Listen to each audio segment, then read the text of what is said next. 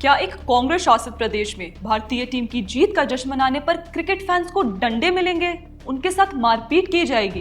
क्या कांग्रेस अपनी तुष्टीकरण की राजनीति में इतना खो चुकी है कि उनके अंदर अब एक सेंस ऑफ इक्वालिटी नाम की चीज तक नहीं रही? दोस्तों, ये जो वीडियो आपने देखी, ये तेलंगाना के दिलसुख नगर और करीम नगर के कल रात के दृश्य हैं, जहां तेलंगाना राज्य के पुलिसकर्मी बड़ी बेरहमी से इंडिया की चैंपियंस ट्रॉफी की जीत का जश्न मनाते लोगों पर डंडे बरसा रही है। पहले कांग्रेस की नेता शमा मोहम्मद भारतीय क्रिकेट कप्तान रोहित शर्मा को मोटा और मोस्ट अनइम्प्रेसिव कप्तान बताती हैं, और अब कांग्रेस शासित तेलंगाना राज्य भारतवासियों को फाइनल की जीत का जश्न मनाने भी नहीं दे रहा। सवाल है कि कांग्रेस और राहुल गांधी की सो कॉल्ड मोहब्बत की दुकान से लगातार नफरत का सामान क्यों बिक रहा है? ये सो कॉल्ड मोहब्बत की दुकान नफरत का मेकअप मॉल क्यों बन गई है? इन लोगों को पहले राजनीतिक नेताओं और अब क्रिकेटरों की जीत से इतनी दिक्कत क्यों होने लग गई है? देखिए, जब जब भारतवासियों ने एकजुट होकर कोई जश्न मनाना चाहा है, तब कांग्रेस ने अपनी तुष्टीकरण की मानसिकता दिखाकर उसमें फूट डालने की कोशिश की है। जैसा मैंने शुरुआत में ही कहा, कांग्रेसियों के दिमाग में सेंस ऑफ इक्वालिटी शायद कभी आ ही नहीं सकती। इनको दिक्कत है कि भारत में कैसे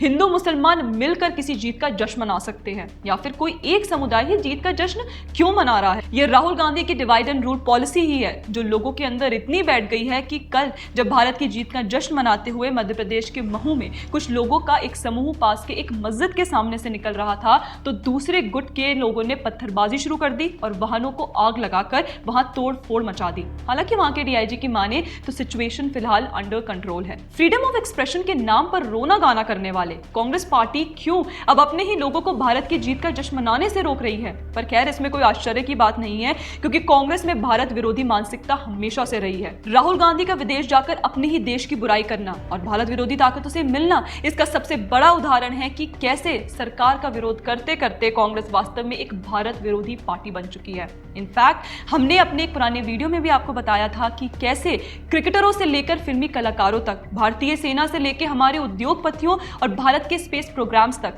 कांग्रेस ने हर मोड़ पर अपने ही देश का तिरस्कार किया है। ऐसे में उसे और उसकी सरकार को यह कैसे मंजूर हो सकता है कि देशवासी देश की टीम की जीत को सेलिब्रेट करें?